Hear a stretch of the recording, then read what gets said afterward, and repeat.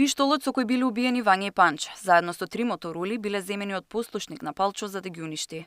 Палчо му наредил на обвинетиот Велибор Манев да му ги предаде на овој човек, а Манев досега не сакал да открие за кого се работи, бидејќи тој бил семеен човек, не бил вмешан во убиствата и не сакал да поминува затворска голгота како нив.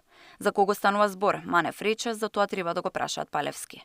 Според одбраната на Палчо, Манев лаже. Па лаже Велибор Манев заради тоа што му постави прашање да го открие.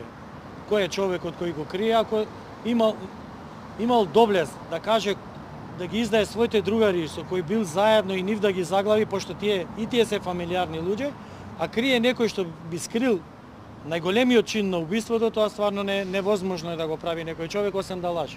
И Палевски адвокатот прашува кога Манев увидел дека киднапираат малолетно девојче, а не 40 годишна жена како што било предвидено. Манев кажа дека откако Вања била извадена од вреќа и го одлепил салотепот од уста и тогаш увидел. Палчо тогаш сликал за да бара пари за откуп. Јас го одлепив салотепот, Палевски сликаше со пиштолот вперен во Вања за сликите да бидат пострашни и родителите да ги дадат парите за пократко време, кажа Манев на денешното рочиште. За тоа зошто немало траги од крв на местото каде што била убиена Вања, Манев вели дека е поради тоа што Палевски ја убил дури била во вреќа, а потоа веднаш ја префрлиле кон дупката, која Палчо им наредил да ја ископаат, додека тој пушел цигара.